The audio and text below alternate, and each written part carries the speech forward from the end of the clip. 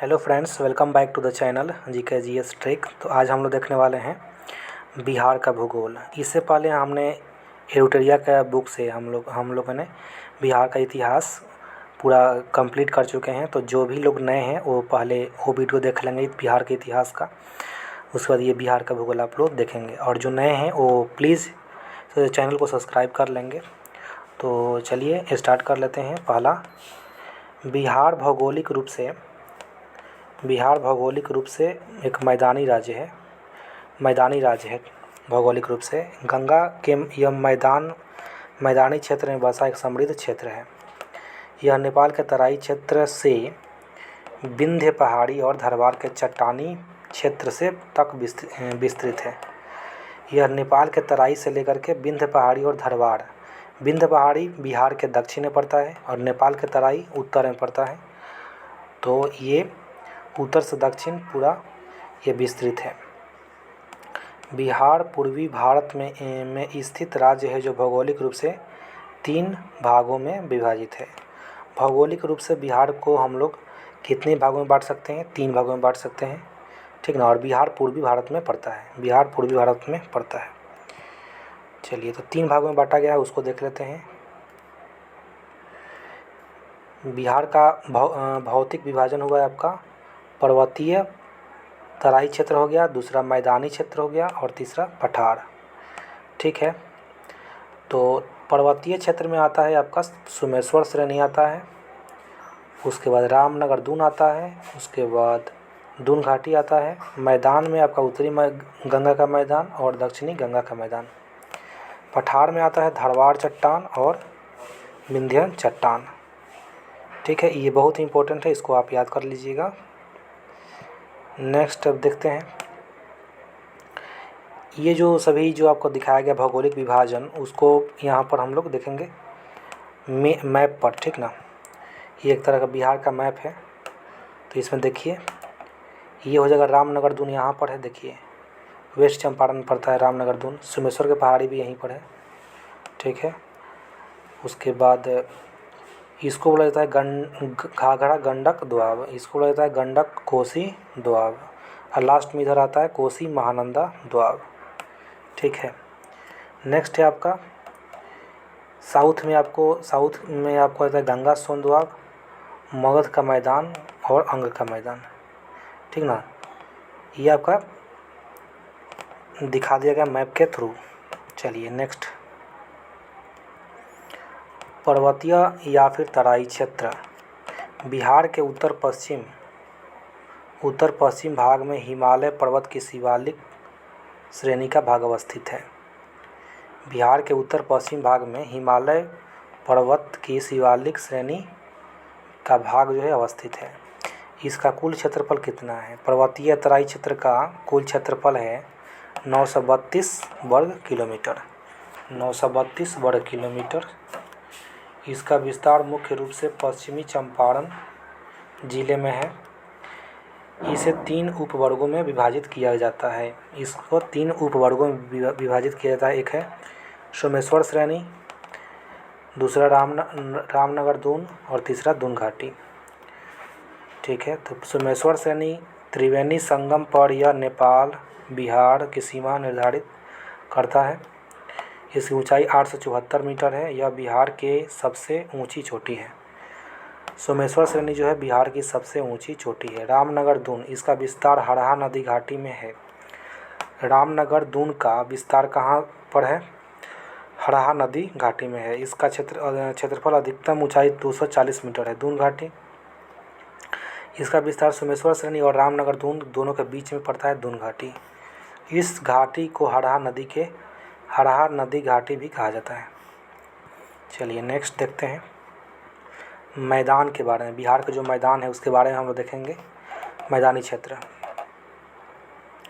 बिहार के कुल भूभाग का 96% भाग मैदानी है।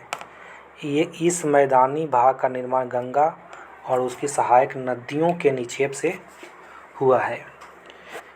इस मैदान के मध्य गंगा नदी बहती है।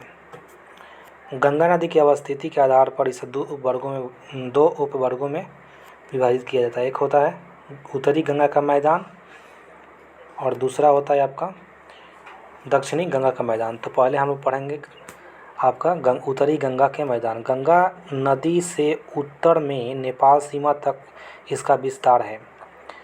इस मैदान का ढाल उत्तर से दक्षिण तथा उत्तर से पश्चिम से दक्षिण पूर्व की ओर है। इस मैदानी भाग को 3 दोआब में बांटा जाता है। एक दोआब का तात्पर्य क्या होता है? 2 नदियों के बीच की भूमि को या फिर मैदान को बोला जाता है दोआब। ये सभी दोआब क्षेत्र अपने जलोढ़ मृदा एवं उर्वरता के लिए प्रसिद्ध है। इसमें कौन कौन सा दोआब आता है देख लेते हैं एक बार। घाघरा गंडक दोआब, दूसरा गंडक कोसी दोआब, तीसरा कोसी महानंदा दोआब। चलिए अब आता है दक्षिणी गंगा के मैदान। दक्षिणी गंगा के मैदान गंगा नदी से दक्षिण और दक्षिण के पहाड़ी क्षेत्र के दक्षिण के मध्य दक्षिण गंगा का मैदान अवस्थित है। उत्तरी गंगा के मैदान की तुलना में इसका आकार छोटा है। इसका निर्माण गंगा के अतिरिक्त पठारी नदियों के निक्षेप से हुआ है, ठीक ना। साउथ में जो है, साउथ बिहार में आपको पठारी नदियाँ ही वहाँ पर मैदान का निर्माण करती है। वहाँ पर 3 तरह के उपवर्गों में बांटा गया उस क्षेत्र को, गंगा सोन दोआब, मगध का मैदान और अंग का मैदान, ठीक है। चलिए नेक्स्ट देख लेते हैं पठार के बारे में। पठार की यदि बात करें तो बिहार के दक्षिणी सीमा पर पहाड़ एवं पहाड़ी क्षेत्र हैं जो झारखंड से सीमा साझा करते हैं। दक्षिण में स्थित पठारी क्षेत्र में 2 क्रम की चट्टानें अवस्थित हैं। एक है धारवाड़ चट्टान, दूसरा है विंध्याचल चट्टान। धारवाड़ चट्टानें कहाँ कहाँ पर मिलती है? मुंगेर हो गया, जमुई, नवादा और गया। जमुई, मुंगेर, नवादा और गया। विंध्य चट्टानें की बात करें तो कैमूर और रोहतास। अन्य महत्वपूर्ण तथ्य की यदि बात करें, चलिए तो अन्य महत्वपूर्ण तथ्य हम लोग देख रहे थे। बिहार के उत्तरी गंगा के मैदान में प्राकृतिक रूप से जलमग्न निम्न भूमि क्षेत्र को चौड़ या मन कहा जाता है। बिहार के उत्तरी गंगा के मैदान में प्राकृतिक रूप से जलमग्न निम्न भूमि क्षेत्र को क्या बोला जाता है? चौड़ या मन बोला जाता है। उत्तरी गंगा के मैदान में प्राकृतिक रूप से जलमग्न, ठीक है। उसके बाद गंगा के मैदानी भाग क्षेत्र में बनने वाले विशेष आकृति को क्या कहा जाता है? गंगा के मैदानी भाग में बनने वाले विशेष आकृति को दियारा प्रदेश कहा जाता है, ठीक ना। नेक्स्ट है आपका कि उत्तरी गंगा के मैदान में कई मन या चौड़ या गोखुर झीलों के निर्माण पाए जाते हैं।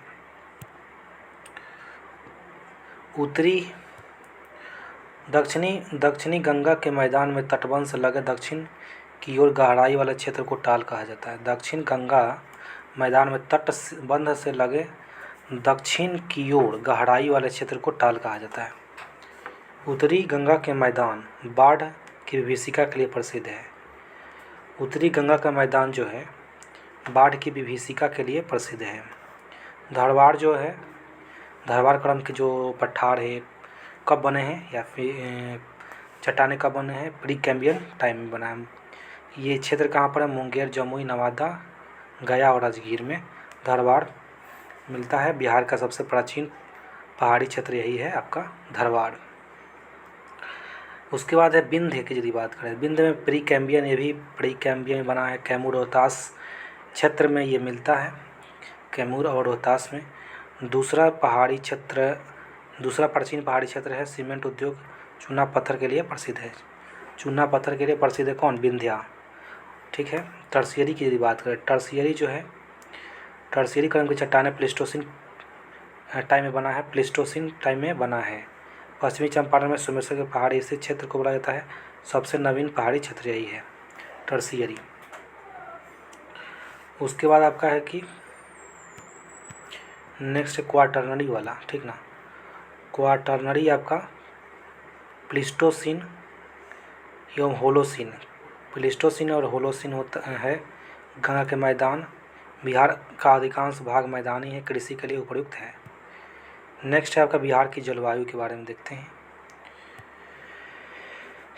किसी क्षेत्र के दीर्घकालिक मौसम की औसत दशाओं को जलवायु कहते हैं। बिहार की जलवायु उपोष्ण कटिबंधीय मानसूनी है। ठीक है ना, उपोष्ण कटिबंधीय या मानसूनी जलवायु बोला जा सकता है। उपोष्ण कटिबंधीय बोलिए या फिर मानसूनी जलवायु बोलिए, दोनों सेम है यहाँ पे। किसी क्षेत्र की जलवायु विभिन्न कारकों से प्रभावित होती है। बिहार में जलवायु को प्रभावित या निर्धारित करने वाले प्रमुख कारक कौन कौन हैं, वो अब हम लोग देखने वाले हैं। अक्षांशीय स्थिति पर निर्भर करता है। बंगाल की खाड़ी से दूरी, मानसून का प्रभाव, उत्तर में हिमालय की उपस्थिति, ऊंचा उच्च, इस सब पर जलवायु डिपेंड करता है। ठीक ना, अक्षांशीय स्थिति हो गया, बंगाल की खाड़ी से दूरी हो गया, मानसून का प्रभाव हो गया, उत्तर में हिमालय पर्वत की उपस्थिति हो गया, ऊंचा उच्च हो गया। उसके बाद हम लोग देखते हैं कि बिहार के उत्तरी भाग और दक्षिणी भाग के भौगोलिक दशाओं में अंतर के कारण विभिन्न भूगोलवेत्ताओं ने बिहार की जलवायु को अलग अलग प्रकार से वर्गीकृत किया है। तो ये भी देख लेते हैं कि जलवायु किस तरह से वर्गीकृत किया गया है। कोपेन के द्वारा ये बताया गया है कि उत्तर बिहार को डिनोट किया है CWG से, दक्षिणी बिहार को AW से। ये बहुत इंपॉर्टेंट है, क्वेश्चन पूछा जाता है हमेशा। तिवारथा जो है उत्तरी बिहार को बोला है CAW और दक्षिणी बिहार को बोला है AW। थॉर्नवेट उत्तरी पश्चिमी संकीर्ण क्षेत्र को CBW बोला है और शेष बिहार को बोला है CAW। नेक्स्ट हम देखते हैं कि बिहार में सामान्यतः 3 ऋतुएं होती है। एक होता है ग्रीष्म ऋतु। जब सूर्य के उत्तरायण की स्थिति होती है तब तापमान में वृद्धि से वायुदाब में कमी होने लगती है। यह जो है मार्च से मध्य जून की स्थिति होती है। ठीक ना, ग्रीष्म ऋतु कब रहता है? मार्च से मध्य जून की स्थिति में। इस मौसम में जो है पश्चिमी और मध्य बिहार में गर्म हवाएं चलती है, जिसे लू कहा जाता है। इस मौसम में तापमान 32 डिग्री सेल्सियस होता है। सबसे गर्म स्थान 47 डिग्री सेल्सियस होता है गया का।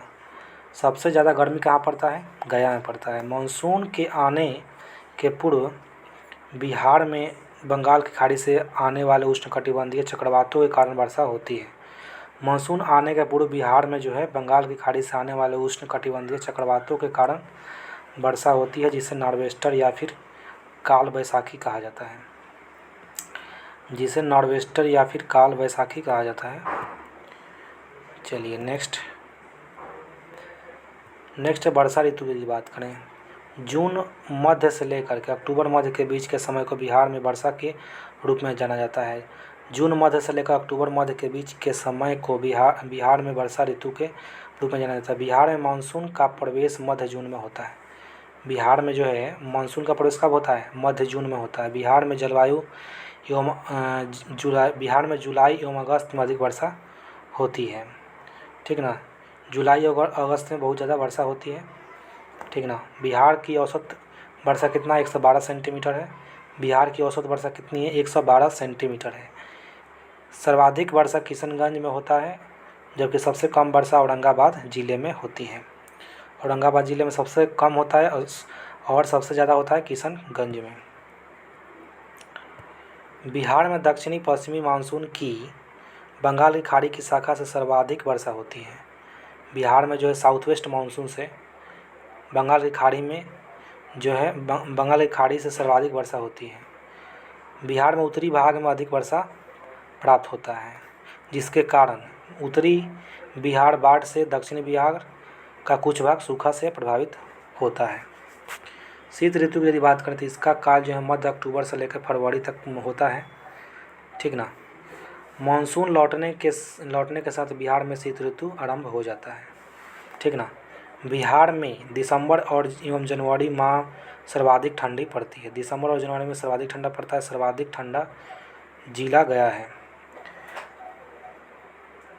सबसे ज़्यादा ठंडा कहाँ पड़ता है? गया में पड़ता है। सबसे ज़्यादा गर्मी भी यहीं पर पड़ता है। ठीक है, नेक्स्ट है आपका दिसंबर जनवरी माह में भूमध्य सागर से आने वाले शीतोष्ण चक्रवात के कारण पश्चिमी एवं मध्य बिहार में हल्की बारिश होती है। दिसंबर और जनवरी में भूमध्य सागर से जो आता है, जो आने वाला जो शीतोष्ण चक्रवात होता है, ठीक ना, तो उसके कारण जो है पश्चिमी एवं मध्य बिहार में पश्चिमी और मध्य बिहार में हल्की बारिश होती है। ये रबी फसल के लिए लाभदायक होता है, ठीक ना। अत्यधिक ठंड बिहार में रबी फसल के लिए काफ़ी लाभदायक होती है। बिहार में कृषि जलवायु क्षेत्र। बिहार में कृषि की दशाओं एवं फसल वर्गीकरण के आधार पर कृषि जलवायु क्षेत्र को 3 वर्गों में विभाजित किया गया है। दक्षिणी बिहार के तीसरे वर्ग को 2 उपवर्गों में विभाजित किया गया है। तो बिहार में कृषि जलवायु क्षेत्र तीन भागों में बांटा गया है कृषि जलवायु क्षेत्र को। पहला ये जोन 1 है, देखिए जोन 1 यहाँ पर है, जोन 1 ये हो गया, ठीक ना। जोन 1 ये हो गया, जोन 2 यहाँ पर इधर हो गया, और नीचे वाला पूरा साउथ वाला एरिया जो है जोन 3 हो गया, ठीक ना। लेकिन इसको भी 2 उपवर्गों में, तीसरा को 2 भागों में बांटा गया है, वो हम लोग आगे देखते हैं।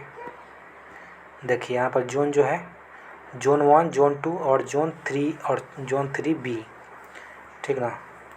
देखिए जोन ए में कौन कौन आता है, जो जोन 1 में कौन कौन आता है। जोन 1 में जो है 13 जिला आते हैं, 13 जिले। पश्चिमी चंपारण, पूर्वी चंपारण, शिवहर, सीतामढ़ी, मधुबनी, गोपालगंज, सिवान, सारण, मुजफ्फरपुर, दरभंगा, वैशाली, समस्तीपुर और बेगूसराय। जोन 2 में आता है 8 जिला, सुपौल, अररिया, किशनगंज, सहरसा, कटिहार, खगड़िया, पूर्णिया, मधेपुरा। और जोन 3A में जो है 6 आता है जिला, भागलपुर, बांका, मुंगेर, जमुई, शेखपुरा और लखीसराय। जोन 3B में बक्सर, भोजपुर, पटना, अरवल, जहानाबाद, नालंदा, कैमूर, रोहतास, औरंगाबाद, नवादा और गया। चलिए नेक्स्ट देखते हैं। बिहार में कृषि जलवायु क्षेत्र की विशेषताओं के बारे में दिया गया है। जोन 1 जो है उत्तर पश्चिमी क्षेत्र को बोला जाता है, उत्तर पश्चिमी क्षेत्र को बोला जाता है, जिसमें 13 जिला आते हैं। इस क्षेत्र में औसत वर्षा 4 से 145 सेंटीमीटर होती है। खादर मिट्टी की प्रधानता है। मुख्य फसलें गन्ना, धान, गेहूँ, अरहर, मक्का। जोन 2 उत्तर पूर्वी क्षेत्र को बोला जाता है, जिसमें कितना आते हैं, 8 जिले आते हैं। कितना जिला था, 8 जिला था जोन 2 में, ठीक है, 8 जिले आ गए। उसके बाद देखो यहाँ पर बारिश होती है 120 से 140 सेंटीमीटर, 120 से 140 सेंटीमीटर। जूट, धान, चाय, मक्का, जूट, धान, चाय और मक्का यहाँ होता है। जोन 3 में जो है साउथ वाला को बोला जाता है, साउथ क्षेत्र को बोला जाता है जोन 3। तो इस क्षेत्र में औसत वर्षा 95 से 115 सेंटीमीटर होती है। यहाँ बांगर मिट्टी की प्रधानता है। मुख्य फसलें गेहूँ, दाल, अरहर, चना इत्यादि, ठीक ना। नेक्स्ट अब हम लोग देखेंगे बिहार की नदियाँ के बारे में। बिहार की नदियाँ बिहार के अपवाह तंत्र की दृष्टि से एक समृद्ध राज्य है। यहाँ नदियों एवं उनकी सहायक नदियाँ विस्तृत जाल है, ठीक ना। अपवाह तंत्र के आधार पर बिहार की नदियों को 2 उपवर्गों में बांटा गया, हिमालयी नदी और दूसरा पहाड़ी नदी। चलिए सबसे पहले हम लोग इसके बारे में जानेंगे हिमालयी नदी। और हिमालयी नदी जो है वो सदा नीरा जो होती है, वर्ष भर जल प्रवाह वाली नदियाँ इसको बोला जाता है। ये उत्तर से दक्षिण की ओर प्रवाहित होती है। ये नदियाँ पूर्ववर्ती होती है। ये नदियाँ बड़े बड़े डेल्टा बनाती है। ये नदियाँ बाल्य अवस्था में है। ये मार्ग परिवर्तन एवं गोखुर झील बनाने वाली नदियाँ हैं। अत्यधिक जल संग्रहण के कारण बाढ़ का कारण बनता है। गंगा, गंडक, कोसी, महानंदा, बागमती, ये सब जो है आपको हिमालयी नदियाँ हैं। गंगा, गंडक, कोसी, महानंदा और बागमती।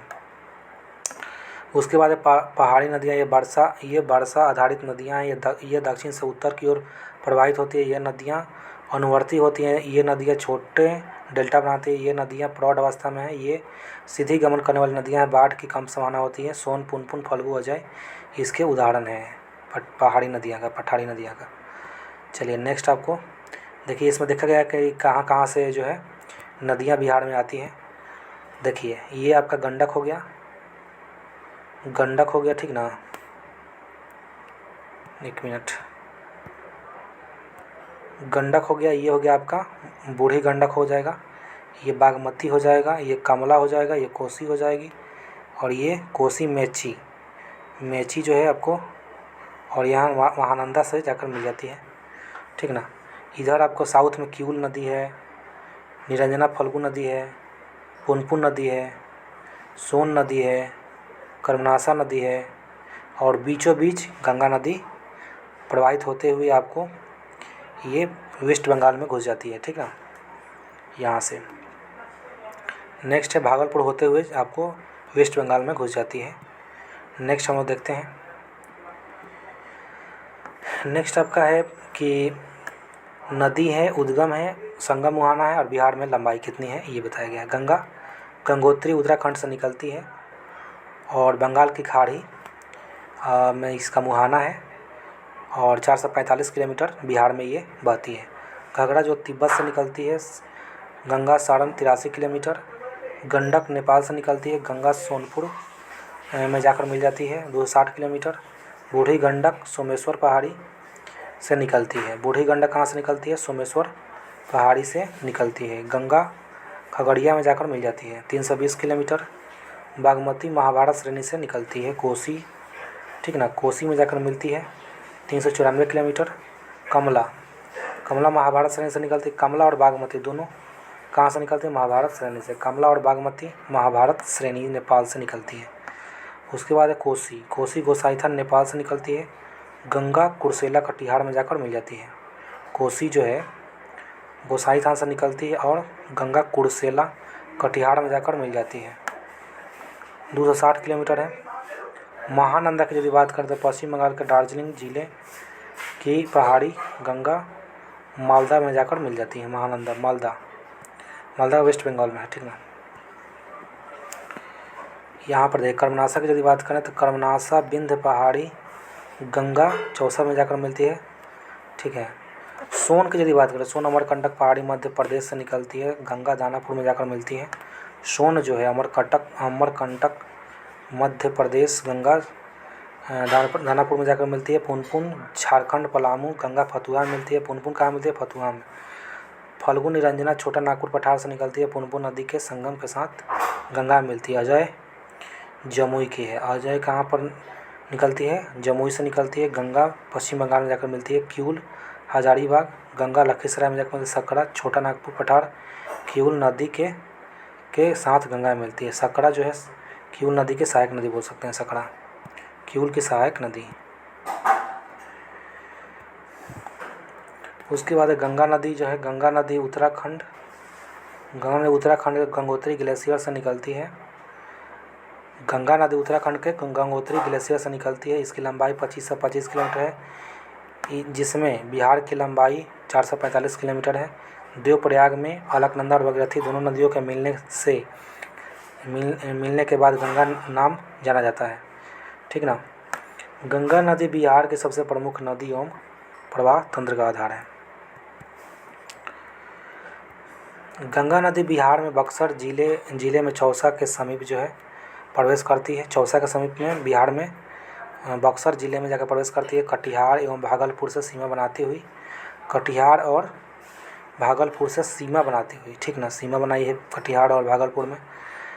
बिहार से बाहर पश्चिम बंगाल में चली जाती है। इस दौरान गंगा नदी बिहार के 12 जिलों से होकर गुजरती है। गंगा नदी कितने जिलों से होकर गुजरती है? बिहार में 12 जिलों से होकर गुजरती है, 12 जिला। बिहार में गंगा नदी का सर्वाधिक लंबाई कितनी है? पटना जिले में है 100 किलोमीटर, लगभग 99 किलोमीटर, ठीक है, 100 या 99 किलोमीटर ही मानिए। गंगा की सहायक नदियाँ में घाघरा, गंडक, बूढ़ी गंडक, कोसी, सोन, पुनपुन आदि नदियाँ बिहार में गंगा में मिलती हैं, जबकि महानंदा अजय बिहार से बाहर गंगा में मिलती है। महानंदा और अजय जो है बिहार में गंगा से नहीं मिलती है, ठीक ना, महानंदा और अजय। उसके बाद बांग्लादेश में इसे पद्मा नदी कहा जाता है और अंततः बंगाल की खाड़ी में गिरती है। घाघरा नदी की यदि बात करें, यह मानसरोवर तिब्बत के पास निकलती है, बिहार में सीवान में प्रवेश करती है। उत्तर प्रदेश और बिहार की सीमा पर बढ़ती हुई सारण में गंगा में मिल जाती है। अन्य नाम सरयू मैदानी भाग, गोगरा करनाली नेपाल में। इसकी सहायक नदियाँ राप्ती, छोटी गंडक, शारदा, भेरी, सेती है, ठीक ना। घाघरा की सहायक नदियाँ कौन है? राप्ती हो गया, छोटी गंडक हो गया, शारदा हो गया, भेरी और सेती हो जाएगा, ठीक ना। गंडक नदी की यदि बात करें, गंडक नदी को नारायणी मैदानी भाग में बोला जाता है। सप्त गंडकी शालिग्रामी नेपाल में बोला जाता है। गंडक की मुख्य शाखा धौलागिरी और अन्नपूर्णा श्रेणियों को पार करते समय गौर्ज बनाती है। और बिहार में भैंसा लोटन पश्चिमी चंपारण में प्रवेश करती है। ठीक ना। गंडक के मुख्य शाखा धौलागिरी और अन्नपूर्णा श्रेणियों को पार करते हुए गौर्ज बनाती है और बिहार में भैंसा लोटन पश्चिमी चंपारण में प्रवेश करती है। बिहार यह उत्तर प्रदेश और बिहार के बीच 45 किलोमीटर की सीमा बनाती है। ठीक ना। ये 45 किलोमीटर का सीमा बनाती है। बिहार और उत्तर प्रदेश के बीच में 45 किलोमीटर की सीमा बनाती है। कौन? गंडक। इसके सहायक नदियाँ काली गंडक, त्रिशूली, बूढ़ी गंडक इसकी सहायक नदियाँ हैं। काली गंडक हो गया, त्रिशूली हो गया, बूढ़ी गंडक इसकी सहायक नदियाँ हैं। इसमें मिलने वाले गोल गोल काले पत्थरों को शालिग्राम कहा जाता है। इसमें मिलने वाले गोल गोल काले पत्थरों को शालिग्राम कहा जाता है। बूढ़ी गंडक सोमेश्वर श्रेणी के पश्चिमी भाग से निकलकर पश्चिमी चंपारण, पूर्वी चंपारण, मुजफ्फरपुर, समस्तीपुर, बेगूसराय जिले में बहते हुए अंत में खगड़िया जिले में गंगा नदी में जो है मिल जाती है बूढ़ी गंडक। इसका अन्य नाम है सिकरहना। सिकरहना बोला जाता है, ऊपरी भाग में सिकरहना बोला जाता है। इसकी सहायक नदियाँ हैं मसान, बालोड़, तिऊर और धनौती। बूढ़ी गंडक का जो है सहायक नदियाँ कौन कौन है? मसान, बालोड़, तिऊर, धनौती आदि। उसके बाद है कि बागमती की यदि बात करें तो यह नेपाल हिमालय के महाभारत श्रेणी से निकलती है। बागमती जो है कोसी भी हमको लग रहा है कि वो वहीं से निकलती है, एक बार देखेंगे, कंफर्म नहीं है। यह बिहार में सीतामढ़ी जिले में प्रवेश करती है, अंत में गंगा नदी में विलीन हो जाती है। पहले यह बूढ़ी गंडक में मिलती थी, लेकिन अब यह कमला नदी से मिलकर कोसी नदी में मिल जाती है। इसकी सहायक नदियाँ हैं लालबकिया, लखनदेई, मनोहरा, अधवारा, विष्णुमती। लिखा है कि नेपाल में इस नदी के तट पर काठमांडू और पशुपतिनाथ मंदिर अवस्थित है। ठीक ना। बागमती की यदि बात करें तो नेपाल की इस नदी पर काठमांडू में पशुपतिनाथ मंदिर भी बागमती पर ही अवस्थित है। ठीक है। कोसी नदी की बात करें तो यह नेपाल के उत्तर पूर्व में स्थित गोसाईथान से निकलती है। कोसी।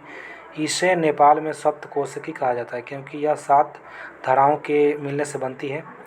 ठीक ना। इसको सप्तकोशिकी भी कहा जाता है। किसको? कोसी को बोला जाता है, क्योंकि 7 धाराओं से मिलकर बनी होती है। सुपौल। लिखा है कि कोसी नदी बिहार के सुपौल जिले में प्रवेश करती है तथा कुर्सेला में गंगा नदी में विलीन हो जाती है। ठीक ना। कोसी जो है बिहार में सुपौल जिले में पहले प्रवेश करती है तथा कुर्सेला में गंगा में विलीन हो जाती है। नेक्स्ट हम लोग देखेंगे, कोसी नदी अपने मार्ग परिवर्तन एवं बाढ़ के लिए कुख्यात है, इसलिए इसे बिहार का शोक या बिहार का अभिशाप भी कहा जाता है। इसकी सहायक नदियाँ हैं अरुण, तमोर, लिखू, दूध कोसी, तमा कोसी, इंद्रावती और सुन कोसी। सुन कोसी हो गया, अरुण हो गया, तमोर हो गया, लिखू हो गया, दूध कोसी हो गया, तमा कोसी हो गया, इंद्रावती हो गया। ये सब कोसी की सहायक नदियाँ हैं। महानंदा नदी की यदि बात करें तो यह पश्चिम बंगाल के दार्जिलिंग जिले की पहाड़ी से निकलकर किशनगंज, पूर्णिया, कटिहार होते हुए मालदा, पश्चिम बंगाल में गंगा में मिलती है। यह उत्तर बिहार की सबसे पूर्वी नदी है। सबसे पूर्वी नदी कौन है बिहार की? महानंदा। ठीक ना। यह उत्तर बिहार की सबसे पूर्वी नदी है। ठीक ना। उत्तर बिहार की सबसे पूर्वी नदी है। ठीक ना। इसकी सहायक नदियाँ हैं पेन्नौर, नागर, बालासर और मेची। मेची भी इसी में आकर मिलती है, महानंदा में ही मिलती है। ठीक ना। कोसी और मेची भी एक और लिंक परियोजना भी है। ठीक ना। कोसी और मेची, लेकिन मेची किसकी सहायक नदियाँ हैं? महानंदा की। कर्मनाशा की यदि बात करें तो इसकी उत्पत्ति विंध्य पहाड़ी से होती है। यह बिहार एवं उत्तर प्रदेश की सीमा निर्धारित करती हुई चौसा में गंगा मिलती है। यह दक्षिण बिहार की सबसे पश्चिमी नदी है। नदी कौन सी? कर्मनाशा है। कर्मनाशा नदी को अपवित्र नदी कहा जाता है।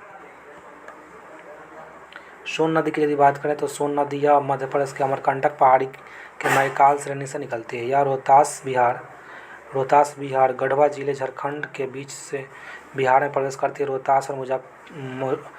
रोहतास और भोजपुर के पूर्वी सीमा बनाते हुए मन्नेर, दानापुर में गंगा से मिलती है सोन नदी।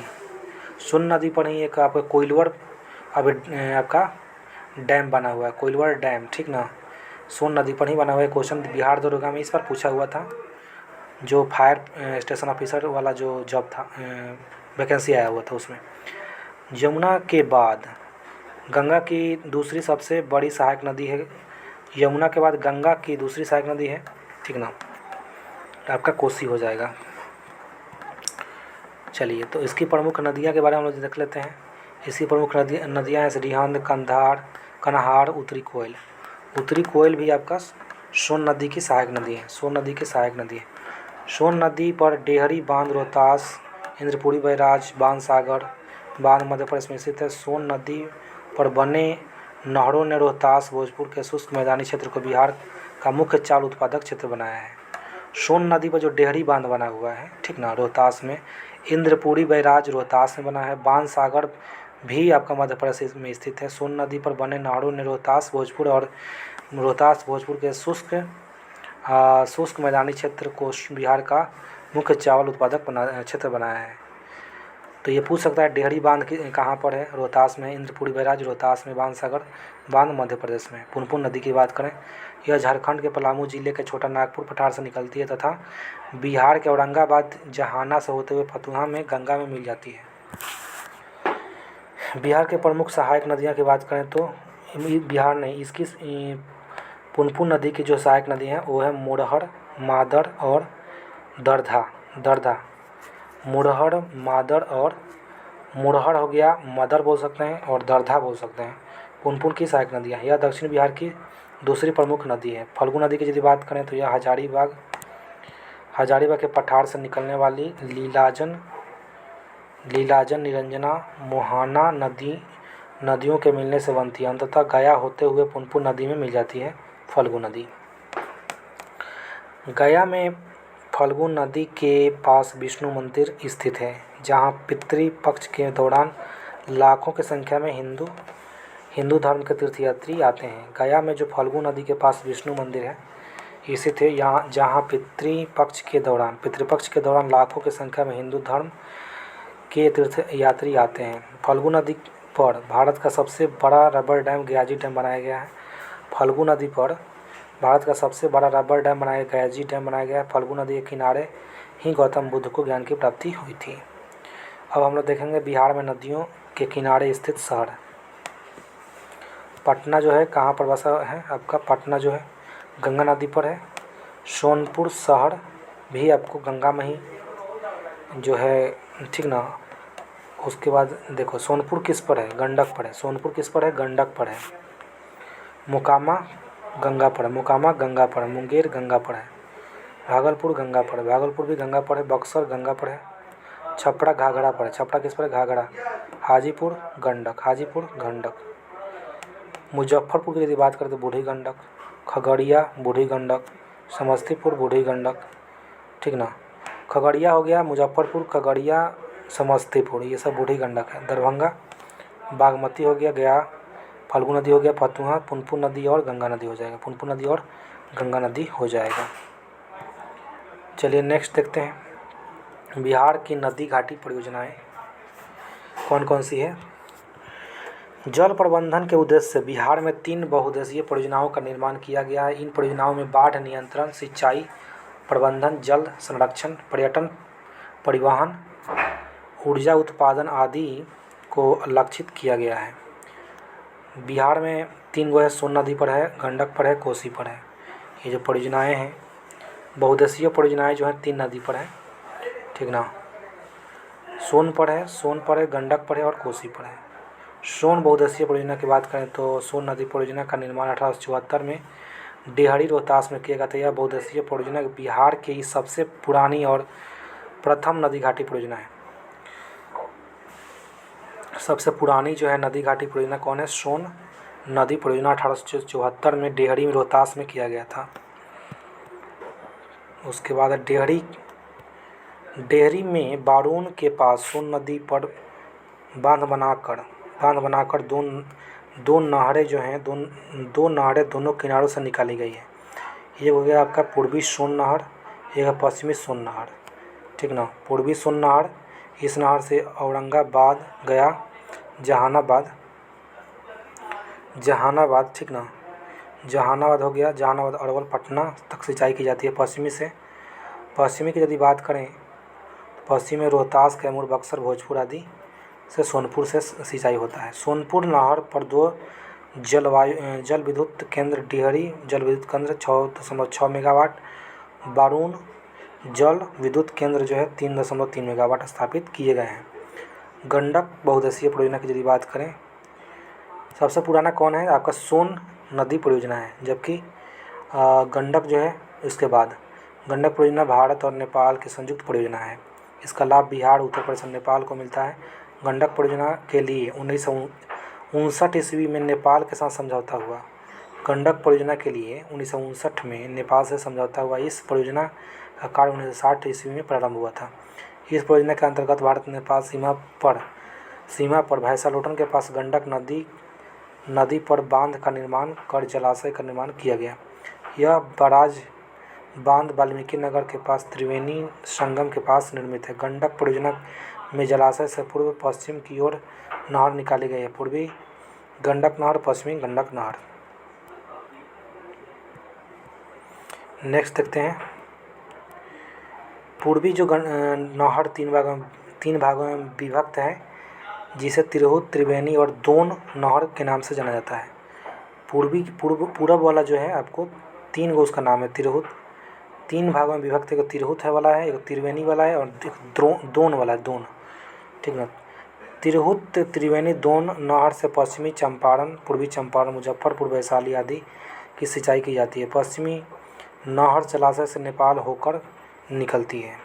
नेपाल में सिंचाई के अतिरिक्त निकलने वाली सहायक नदियां से उत्तर प्रदेश, गोरखपुर, देवरिया एवं बिहार में सिवान, सारण में सिंचाई की जाती है। इस परियोजना के तहत पूर्वी नहर पर 15 मेगावाट का जल विद्युत केंद्र स्थापित है।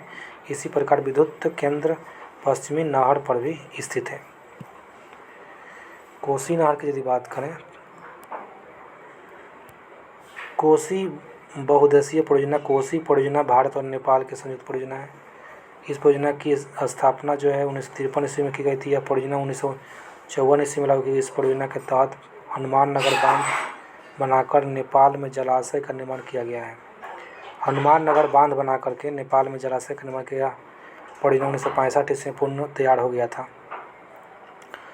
कोसी पर निर्मित जलाशय से पूर्व और पश्चिम की ओर नहरों का निर्माण किया गया है।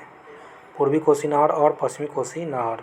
पूर्वी कोसी नहर में अररिया, सुपौल, पूर्णिया आदि से सिंचाई होती है। कोसी नहर से दरभंगा, मधुबनी, सुपौल, बेगूसराय आदि से सिंचाई होती है। जलप्रपात की यदि बात करें, जलप्रपात कौन कौन सा है, जब नदी की ढाल में अकस्मात परिवर्तन आने से नदी तीव्र वेग से जो है पहाड़ से नीचे गिरती है, उसे जलप्रपात कहा जाता है। जब नदी की ढाल में आकस्मिक परिवर्तन आने से नदी तीव्र से पहाड़ से नीचे गिरती है तो उसे जलप्रपात कहा जाता है। बिहार के प्रमुख जलप्रपात कौन कौन है, ककोलत नवादा में। ककोलत कहाँ पर है, नवादा। दुर्गावती, रोहतास, सबसे ऊंचा यही है, ठीक ना। सबसे ऊंचा जलप्रपात कौन है आपका, रोहतास वाला है, ठीक ना, रोहतास, दुर्गावती, रोहतास। दुर्गावती जलप्रपात कहाँ पर है, रोहतास में है, जो सबसे ऊंचा है। कर्मनासा जलप्रपात बक्सर में है। कर्मनासा जलप्रपात बक्सर में है। धुआं कुंड जलप्रपात सासाराम में है। धुआं कुंड जलप्रपात कहाँ पर है, सासाराम में है। मंझर कुंड जलप्रपात कहाँ पर है, ये भी सासाराम में है। मंझर कुंड जो है सासाराम में है। जियार कुंड जलप्रपात कहाँ पर है, भोजपुर में। जियार कुंड जो है जलप्रपात कहाँ पर है, भोजपुर में है। तेलहड़ कुंड जलप्रपात कहाँ पर है, तेलहड़ कुंड जलप्रपात कैमूर में है। तेलहड़ कहाँ पर है, कैमूर में, कैमूर, ठीक है। नेक्स्ट देखते हैं, धुआं कुंड तो सासाराम हो गया, मझर कुंड सासाराम हो गया, जियार कुंड भोजपुर, तेलहड़ कुंड आपका तेलहड़ कुंड कैमूर। उसके बाद बिहार में प्रमुख झील कौन कौन सा है, कांवड़ झील बेगूसराय में है। घूघा बिल कटिहार में है। कुशेश्वर दरभंगा। घोड़ा कटोरा कहाँ पर है, घोड़ा कटोरा कहाँ पर है, राजगीर नालंदा में है, ठीक ना। घोड़ा कटोरा कहाँ पर, राजगीर नालंदा में है। घोड़ा कटोरा कहाँ पर है, राजगीर नालंदा में। अनुपम झील कैमूर में है। अनुपम झील कैमूर में है। अनुपम झील कहाँ पर है, कैमूर में है। सिमड़ी झील कहाँ पर है, सहरसा। सिमड़ी झील कहाँ पर है, सहरसा। सिमड़ी झील कहाँ पर है, सहरसा में है। सिमड़ी झील कहाँ पर है, सहरसा में। जगतपुर झील कहाँ पर है, भागलपुर। जगतपुर झील कहाँ पर है, भागलपुर में। जगतपुर झील कहाँ पर है, भागलपुर। मोती झील कहाँ, मोतिहारी में। मोती झील कहाँ पर है, मोतिहारी। उसके बाद है आपका सरैया मन। सरैया मन कहाँ पर है, बेतिया पश्चिमी चंपारण में। सरैया मन कहाँ पर, बेतिया पश्चिमी चंपारण। पीपरा मन है मोतिहारी पूर्वी चंपारण। उसके बाद नेक्स्ट है आपका कि बिहार के प्रमुख नहर कौन कौन है। त्रिवेणी नहर है जो कि गंडक नदी पर है। तिरहुत कहाँ पर, गंडक पर है। दून कहाँ पर, गंडक पर है। पूर्व कोसी कोसी पर है। पश्चिमी कोसी कोसी पर है। राजपुर जो है कोसी पर है। राजपुर जो है आपका नहर जो है, राजपुर नहर कोसी पर स्थित है, कोसी। पूर्वी सोन सोन पे, पश्चिमी सोन सोन पे। उसके बाद आते हैं बिहार के प्रमुख गरम कुंड जल कुंड है, गरम। राजगीर में है आपका ब्रह्मकुंड हो गया, ब्रह्मकुंड, सप्तधारा, मखदूम कुंड और गोमुख कुंड, ठीक ना। और सूर्य कुंड और नानक कुंड भी कहाँ पर है, राजगीर में है। एक बार और इसको देख लेते हैं कि राजगीर में ब्रह्मकुंड हो गया, सबसे गर्म जल कुंड यही है ब्रह्मकुंड। सप्तधारा हो गया, ब्रह्मकुंड सबसे गर्म है। सप्तधारा हो गया, मखदूम कुंड हो गया, गोमुख कुंड हो गया, सूर्य कुंड हो गया और नानक कुंड हो गया।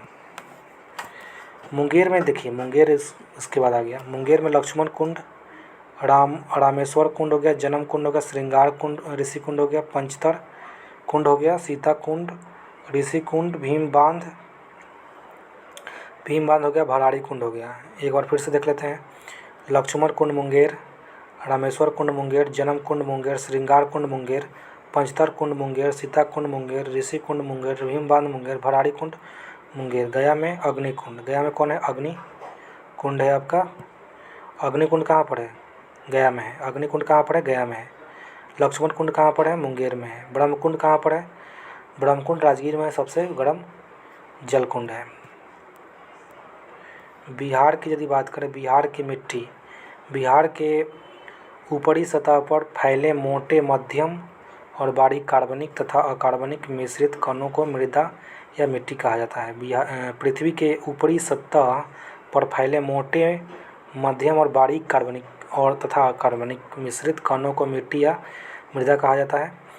मृदा का निर्माण चट्टानों के टूटने फूटने और इनमें भौतिक और रासायनिक परिवर्तन के फलस्वरूप होता है, ठीक ना। मृदा का निर्माण चट्टानों के टूटने फूटने, इनमें भौतिक और रासायनिक परिवर्तन के फलस्वरूप होता है। मृदा का निर्माण स्थलाकृति हो गया, वर्षा हो गया, आर्द्रता हो गया, तापमान, प्राकृतिक वनस्पति आदि की मुख्य भूमिका होती है।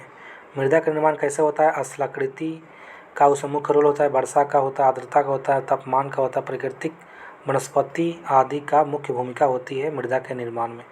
उसके बाद है कि मृदा के अध्ययन को पेडोलॉजी बोला जाता है। विश्व मृदा दिवस 5 दिसंबर को मनाया जाता है। विश्व मृदा दिवस कब मनाया जाता है, 5 नवंबर को मनाया जाता है।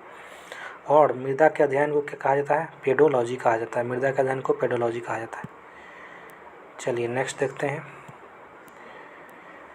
बिहार एक मैदानी राज्य है जहाँ लगभग 90% क्षेत्र में जलोढ़ या फिर अपोढ़ या कछाड़ी मिट्टी पाई जाती है। बिहार एक मैदानी राज्य है जहाँ पर 90% क्षेत्र में जलोढ़ या अपोढ़ या कछाड़ी मिट्टी पाई जाती है। बिहार में मिट्टी को उत्तर बिहार एवं दक्षिण बिहार में निम्नलिखित रूप से विभाजित किया गया है। उत्तरी बिहार की मिट्टी और दक्षिणी बिहार की मिट्टी। पर्वत पादीय मिट्टी, तराई मिट्टी, पुरानी जलोढ़ बांगड़ मिट्टी और नवीन जलोढ़ खादर मिट्टी। दक्षिण बिहार में टाल मिट्टी है, कगाड़ी मिट्टी है, पुरानी जलोढ़ है और लाल पीली बलथर मिट्टी। लाल पीली किसको बोला जाता है, बलथर मिट्टी को बोला जाता है। पुरानी जो जलोढ़ हो गया है उसको कड़ैल या केवाल बोला जाता है। कड़ैल या केवाल, कगाड़ी मिट्टी, टाल मिट्टी दक्षिणी बिहार की मिट्टी है। टाल मिट्टी, कगाड़ी मिट्टी, पुरानी जलोढ़ मिट्टी जो कि पुरानी जलोढ़ होकर कहा जाता है। कड़ैल या केवाल लाल पीली मिट्टी किसको बोला जाता है, बलथर मिट्टी को लाल पीली मिट्टी कहा जाता है। उत्तर बिहार की मिट्टी में यदि पर्वत पादीय हो गया, तराई मिट्टी, पुरानी जलोढ़ मिट्टी को बांगर बोला जाता है, ठीक ना। उसके बाद दक्षिण में पुरानी जलोढ़ को कहा जाता है कड़ैल या केवाल बोला जाता है, जबकि उत्तर बिहार में पुरानी जलोढ़ को बांगर बोला जाता है, ठीक ना। चलिए नेक्स्ट हम देखते हैं उत्तर बिहार की मिट्टी के बारे में पढ़ाई करते हैं। उत्तर बिहार की मिट्टी का निर्माण हिमालय से निकलने वाली गंगा, गंडक, बूढ़ी गंडक, कोसी, महानंदा एवं उसकी सहायक नदियों से हुआ है। उत्तर बिहार की मिट्टी को 4 उपवर्गों में बांटा गया है। एक पर्वत पादीय, दूसरा तराई मिट्टी हो गया, ठीक ना। तीसरा पुरानी जलोढ़ हो गया, चौथा नवीन जलोढ़ हो गया, ठीक ना। तो इसको हम लोग पढ़ लेते हैं। चलिए, उत्तर बिहार की मिट्टी का निर्माण हिमालय नदी से निकलने वाले गंगा, गंडक, बूढ़ी गंडक, कोसी, महानंदा और उसकी सहायक नदियों से हुआ है। उत्तर बिहार की मिट्टियों को 4 उपवर्गों में बांटा गया है। पर्वत पादिया हो गया, तो यह मिट्टी पश्चिमी चंपारण के उत्तरी पश्चिमी भाग में सोमेश्वर श्रेणी के आसपास पाई जाती है। यह इस क्षेत्र में अधिक वर्षा होने के कारण मृदा में अधिक नमी पाई जाती है और अधिक उपजाऊ होता है। यह मृदा मुख्य रूप से धान एवं गन्ने के लिए अनुकूल होती है। चलिए, तराई मिट्टी हम लोग पढ़ेंगे अभी। इस मिट्टी का विस्तार बिहार के उत्तरी सीमा पर पश्चिम में चंपारण से लेकर के पूर्व में किशनगंज तक 5 से 7 किलोमीटर चौड़ी पट्टी को तराई मिट्टी कहा जाता है। 5 से 7 किलोमीटर जो है चौड़ी पट्टी को क्या बोला जाता है? तराई मिट्टी बोला जाता है। इस मिट्टी का विस्तार जो है उत्तरी सीमा पर पश्चिमी चंपारण से होकर पूर्व में आपका किशनगंज तक है। इस मिट्टी में कहीं कहीं कंकड़ और रेत की मात्रा अधिक पाई जाती है। कई जगहों पर दलदली भूमि का विकास हुआ है। यह मिट्टी हल्के भूरे या फिर पीले रंग की होती है। यह मिट्टी जो है धान, पटसन, गन्ने आदि के लिए अनुकूल होती है। पुरानी जलोढ़, और इसे बांगर मिट्टी भी कहा जाता है, ठीक ना। पुरानी जलोढ़ को बांगर मिट्टी भी कहा जाता है। इस मिट्टी के विकास उन क्षेत्रों में होता है जहाँ बाढ़ का पानी प्रतिवर्ष नहीं पहुँच पाता है, ठीक ना। प्रतिवर्ष बाढ़ का पानी नहीं पहुँच पाता है तो उसको क्या बोला जाता है? पुरानी जलोढ़ मिट्टी बोला जाता है।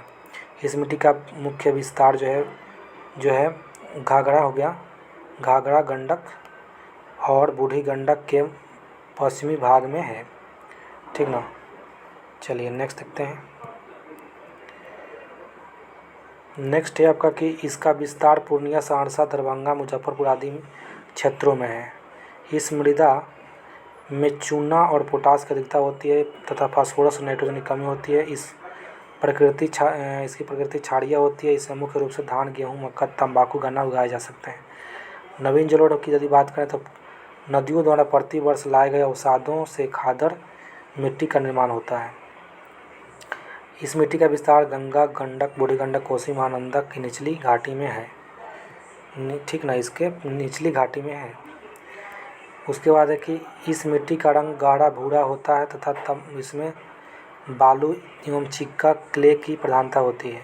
इस मिट्टी में नाइट्रोजन की कमी पाई जाती है। यह मिट्टी अत्यधिक उर्वर होती है। इसमें पर्याप्त सिंचाई होने पर धान, गेहूँ, जूट, मक्का आदि की पैदावार अच्छा होती है। दक्षिण बिहार की मिट्टी का विस्तार गंगा नदी, छोटा नागपुर पठार के मध्य है। मिट्टी की संरचना के आधार पर दक्षिण बिहार की मिट्टी को 4 भागों में बांटा गया है। दक्षिण बिहार की मिट्टी को 4 भागों में बांटा गया है। ये पहला है आपका टाल मिट्टी। टाल मिट्टी जो है, टाल निम्न भूमि का क्षेत्र है जो वर्षा ऋतु में जल प्लावित रहता है। टाल मिट्टी का विस्तार जो है गंगा के दक्षिणी तट पर बक्सर से लेकर के आपको भागलपुर 8 से 10 किलोमीटर की चौड़ी पट्टी है। यह जो है मिट्टी मोटे कणों वाली धूसर रंग की और भारी मिट्टी होती है। इस मिट्टी में रबी फसलें उगाई जाती है। यह क्षेत्र दलहन उत्पादन के लिए प्रसिद्ध है। खगाड़ी मिट्टी की यदि बात करें तो यह गंगा नदी के दक्षिण तट पर सोन, फाल्गु, पुनपुन, किऊल नदियों के किनारे पर स्थित इस मिट्टी का विस्तार है। इसकी जो है उर्वरता जो है शक्ति जो है कुछ कमज़ोर होती है। यह मिट्टी जो है मोटे अनाज एवं सब्जी उत्पादन के लिए जानी जाती है। इस मिट्टी में उगाई जाने वाली प्रमुख फसलें मक्का, सरसों, मिर्च इत्यादि हैं। उसके बाद है कि पुरानी जलोढ़ की यदि बात करें, पुरानी जलोढ़ को क्या कहा जाता है? कड़ैल या कवाल मिट्टी कहा जाता है। इस मिट्टी का विस्तार बक्सर, उत्तरी गया, पटना, नालंदा, मुंगेर से भागलपुर तक है। इस मिट्टी की उर्वर जो शक्ति होती है अधिक होती है। इसमें जो है जल सोखने की क्षमता होती है। इस मिट्टी का रंग गाढ़ा भूरा, पीला और हल्का होता है। इस मिट्टी में उगाई जाने वाली प्रमुख फसलें धान, बाजरा, आलू, अरहर, गेहूँ इत्यादि है। लाल पीली मिट्टी की यदि बात करें तो पश्चिम में कैमूर श्रेणी के निकट से पूर्व में राजमहल की उच्च भूमि तक 8 से 15 किलोमीटर चौड़ी पट्टी में इस मिट्टी का विस्तार है। यह मिट्टी जमुई, मुंगेर के खड़गपुर पहाड़ी क्षेत्र, बांका, नवादा, औरंगाबाद के पठारी क्षेत्र में पाई जाती है। इस मिट्टी में रेत कंकड़ की बहुलता होती है। इसकी उर्वर शक्ति जो है काफ़ी कम होती है और इस मिट्टी में जल संग्रहण की क्षमता भी कम होती है। लौह की प्रधानता के कारण यह लाल रंग की होती है तथा इसकी प्रकृति अम्लीय होती है। इस मिट्टी में मक्का, ज्वार, बाजरा, अरहर आदि मोटे अनाज उपजाए जा सकते हैं। अन्य प्रमुख बिंदु लाल बलुई मिट्टी जो बलुई मिट्टी है कैमूर रोहतास के पठारी क्षेत्रों में पाई जाती है। लाल जो बलुई मिट्टी होती है कैमूर और रोहतास में पाई जाती है, ठीक ना, कैमूर और रोहतास। इस मिट्टी में बालू और लेटेराइट मिट्टी का अंश पाए जाते हैं। लाल बलुई मिट्टी को जो है इसमें क्या होता है, लेटेराइट जो है पाया जाता है, लेटेराइट मिट्टी का अंश पाया जाता है, ठीक ना, कैमूर और रोहतास में पाया जाता है। इस मिट्टी के में मुख्य रूप से ज्वार, बाजरा, मक्का जैसे अनाज उपजाए जा सकते हैं। वन और वन्यजीव की यदि बात करें, बिहार जो है एक मानसूनी प्रदेश है। यहाँ जो है मुख्य रूप से मानसूनी पर्णपाती वन पाया जाता है। यह पर्णपाती वनों को उनकी विशेषता के आधार पर दो भागों में बांटा गया, आर्द्र पर्णपाती वन और शुष्क पर्णपाती वन। आर्द्र पर्णपाती वन यह वन उन क्षेत्रों में पाए जाते हैं जहाँ वर्षा औसतन 120 सेंटीमीटर से अधिक होती है। आर्द्र पर्णपाती वन वहाँ पाए जाते हैं। बिहार में आर्द्र पर्णपाती वन जो है किशनगंज, पश्चिमी चंपारण, वाल्मीकि नगर तथा नेपाल के सीमावर्ती क्षेत्रों में पाए जाते हैं। ऐसे वनों में साल, साल हो गया तुम्हारा जामुन, सागवान आदि के वृक्ष जो है मिलते हैं। इसके अतिरिक्त इन वनों में सवई घास जो है आर्द्र पर्णपाती वन में ही मिलता है। हाथी घास हो गया, नरकट हो गया, बेंत हो गया आदि झाड़ियाँ पाई जाती है। आपको वही तराई क्षेत्र में ही पाई जाती है, नेपाल के सीमावर्ती क्षेत्र में पाई जाती है।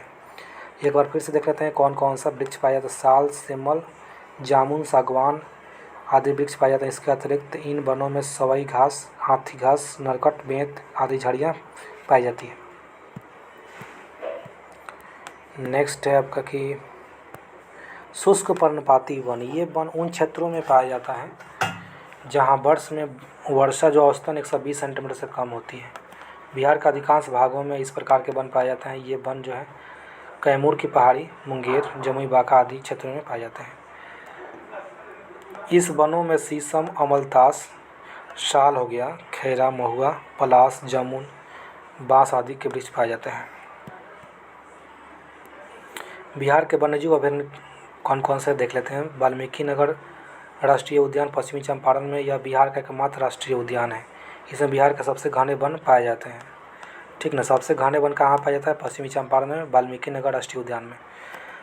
भीम बांध और एवं वन्यजीव अभयारण्य कहाँ पर है, मुंगेर में है। 681 वर्ग किलोमीटर फैला हुआ। तेंदुआ, भालू, सुअर, मगरमच्छ के लिए प्रसिद्ध है। गौतम बुद्ध पक्षी विहार गया में है।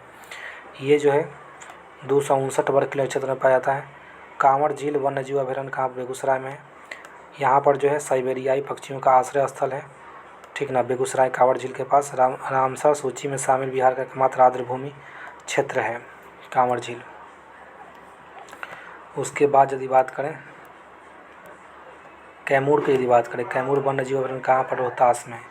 कैमूर जो है वन्यजीव अभयारण्य कहाँ पर है, रोहतास में है।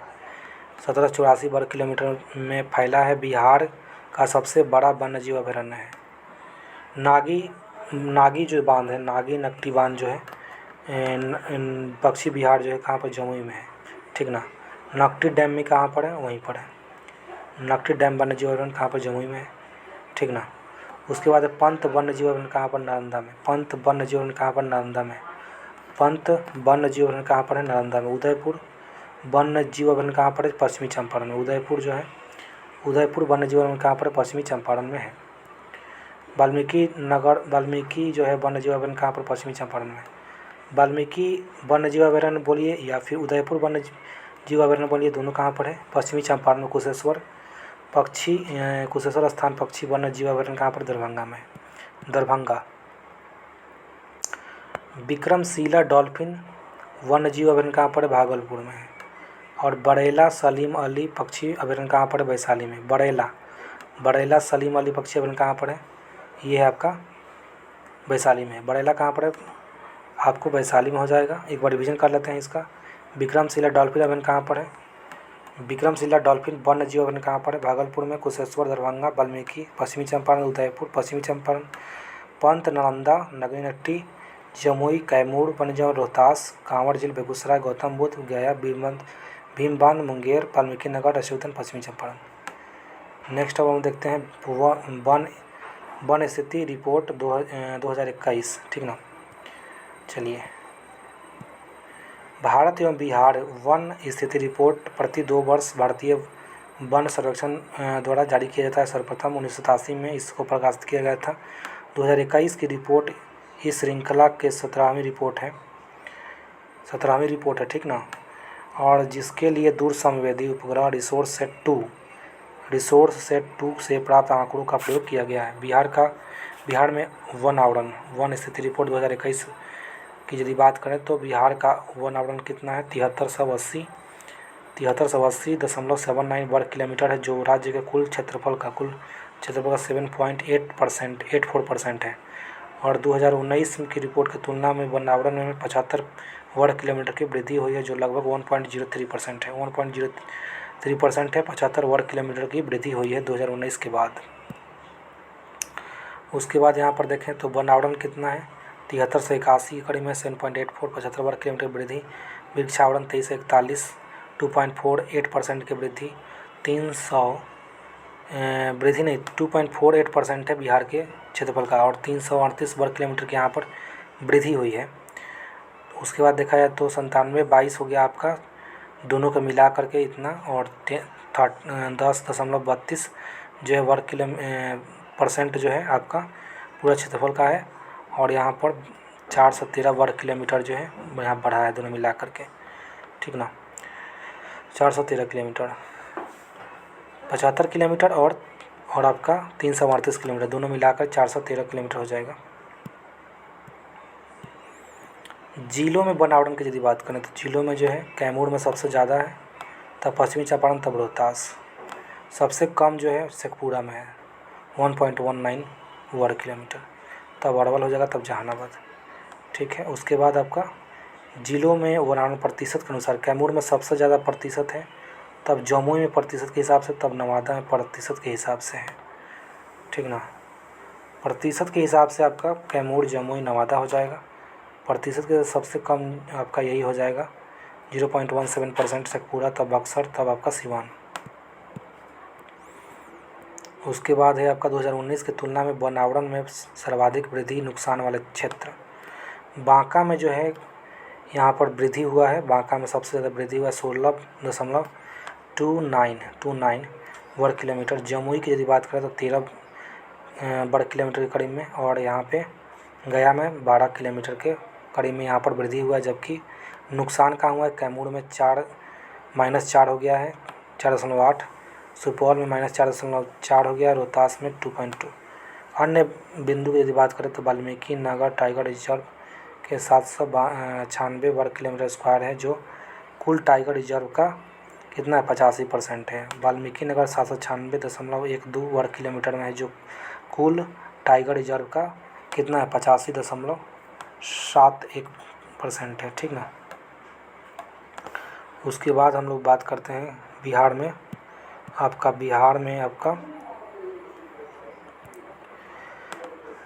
वृक्षावरण की बात करते हैं। तो भारत वन स्थिति रिपोर्ट 2021 के अनुसार बिहार में 2341 वर्ग किलोमीटर क्षेत्रफल में वृक्षावरण है, जो राज्य के कुल भौगोलिक का 2.48% है, ठीक ना। यहाँ वृद्धि हुआ है वृक्षावरण में 338 वर्ग किलोमीटर की वृद्धि हुआ है। अति सघन कहाँ पर है, 2021 में बिहार में विभिन्न प्रकार के जो है वनों के अंतर्गत प्रतिशत क्षेत्र की यदि हम बात करें तो अति सघन जो है 70%, शिखर जो सघनता, और ये 4.5% है 2021 में। मध्यम वन में, सघन वन में 44.5% है आपका। खुले वन कितना है आपका, 51%, आपका हो जाएगा 3762 हो जाएगा, ठीक है। बिहार में जो है वन आवरण के शीर्ष वाले ज़िले कौन है, बहुत ज़्यादा जो घने वन है वो पश्चिमी चंपारण में है। तो मध्यम रूप से आपको घने वन हो गए पश्चिमी चंपारण में ही है, ठीक ना। उसके बाद खुले वन कहाँ पर है, सबसे ज़्यादा जो है कैमूर में हो जाएगा, ठीक ना, कैमूर में हो जाएगा। नेक्स्ट है आपका 2019 से 21 वन आवरण की तुलना यदि किया जाए तो बहुत घने वन जो है 333 वर्ग किलोमीटर था, अभी भी उतना ही है, 333 वर्ग किलोमीटर है। मध्यम रूप से घने वन 3250, यहाँ पर हो गया 3286, यहाँ पर थोड़ा वृद्धि हुआ है, ठीक ना। खुले वन 3693, जबकि 3762 हो गया है अभी, तो यहाँ पर बढ़ोतरी हुआ है, ठीक ना। 2019 में कितना था, 7306 था, अभी 7381 हो गया है, लगभग 75 वर्ग किलोमीटर जो है आपका यहाँ पर बढ़ा है वन में। 10% से अधिक शिखर घनत्व और 1 हेक्टेयर से एक हेक्टेयर क्षेत्रफल वाली वृक्षाच्छादित भूमि को वन आच्छादन माना जाता है, ठीक है। नेक्स्ट हम लोग देखते हैं, चलिए नेक्स्ट आपका हम लोग देखने वाले हैं अभी अन्य महत्वपूर्ण तथ्य के बारे में। संजय गांधी जैविक उद्यान पटना 153 एकड़ में फैला है। संजय गांधी जो है जैविक उद्यान जो है 153 एकड़ में फैला है। यह जो उद्यान गेंडा प्रजनन के लिए एशिया का सबसे बड़ा केंद्र है। यह जो गेंडा प्रजनन के लिए एशिया का सबसे बड़ा केंद्र है। जनवरी 2021 में बिहार के पहले राजकीय पक्षी कलरव का आयोजन जमुई के नागिनट्टी पक्षी अभयारण्य में किया गया। जनवरी 2021 में बिहार के पहले राजकीय पक्षी उत्सव जो है कलरव का आयोजन जमुई के नागिनट्टी पक्षी अभयारण्य में किया गया। राजगीर में जू सफारी की स्थापना की गई है। राजगीर में जू सफारी की स्थापना की गई है। बिहार में डॉल्फिन रिसर्च सेंटर पटना में स्थित है और डॉल्फिन दिवस 5 अक्टूबर को मनाया जाता है। बाघ गणना रिपोर्ट 2018 के अनुसार बिहार में बाघों की संख्या कितनी है, 31 है। बाघ गणना रिपोर्ट जो है आपका 2018 के अनुसार बिहार में बाघों की संख्या कितनी है, आपका 31 है। बिहार में आपदा प्रबंधन की यदि बात करें तो बिहार एक मैदानी राज्य है जहाँ की मुख्य आपदा बाढ़ है। इसके अतिरिक्त बिहार सूखा, भूकंप, चक्रवात, लू जैसी आपदाओं से भी पीड़ित होता है। बाढ़ बिहार के 38 जिलों में से 28 जिले प्रभावित हैं। 38 में से कितना जिला प्रभावित है बाढ़ से, 28 जिला प्रभावित है। इन 28 जिलों में 15 अत्यधिक बाढ़ प्रभावित है, जबकि 13 थोड़ा कम बाढ़ प्रभावित जिले हैं। बिहार का अत्यधिक प्रभाव उत्तर बिहार में देखा जाता है। बिहार का बाढ़ग्रस्त क्षेत्र जो है भारत के कुल बाढ़ग्रस्त क्षेत्र का कितना है, 16.5% है।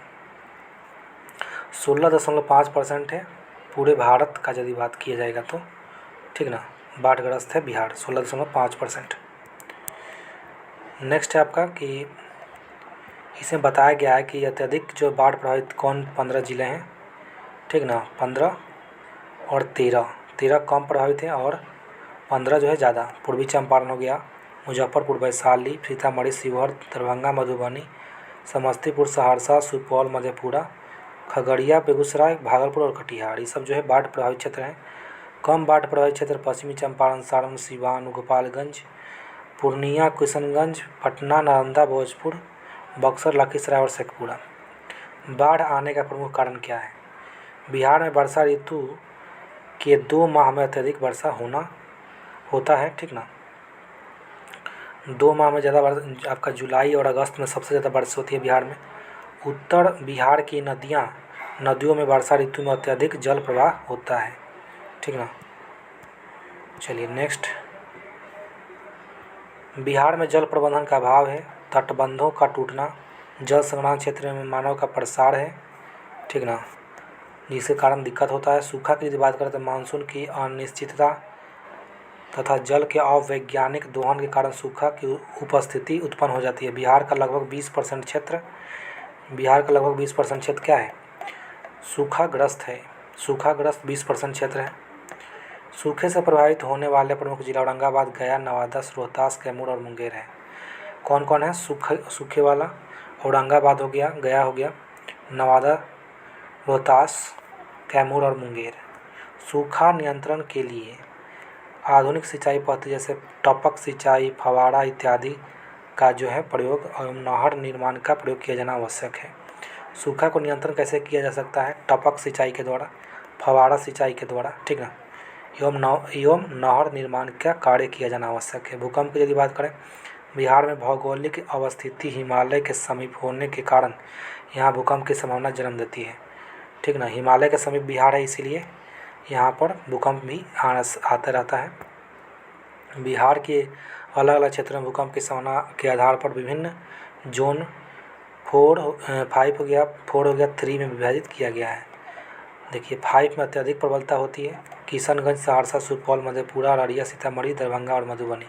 ये सब जो नेपाल से जो पहाड़ से जो सटे हैं हिमालय से, वहाँ पर जोन 5 है, सबसे ज़्यादा अधिक प्रबलता है वहाँ पर। मध्यम प्रबलता जोन 4 पूर्वी चंपारण, पश्चिमी चंपारण, सारण हो गया, वैशाली, पटना, बिहार, शिवहर हो गया, ठीक ना।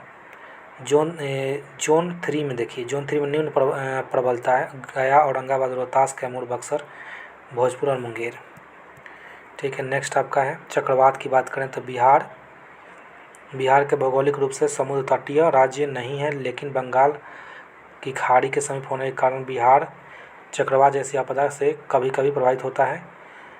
बंगाल की खाड़ी में उत्पन्न होने वाला चक्रवात पश्चिम बंगाल, झारखंड से होकर बिहार के सीमावर्ती जिलों में प्रभावित करता है, ठीक ना। चक्रवात से मुख्य रूप से बिहार के पूर्वी जिला कौन है आपका? किशनगंज, पूर्णिया, भागलपुर, कटिहार, अररिया आदि जिले प्रभावित होते हैं। चक्रवात में मूसलाधार वर्षा एवं तेज हवाओं से जानमाल की क्षति हो जाती है। और यहाँ पर सेंडाई फ्रेमवर्क और बिहार के बारे में बात करें तो जापान के सेंडाई शहर में मार्च 2015 में आपदा जोखिम में कमी लाने के तीसरा संयुक्त राष्ट्र विश्व शिखर सम्मेलन आयोजित किया गया था, ठीक ना। सेंडाई कहाँ पर? जापान में है।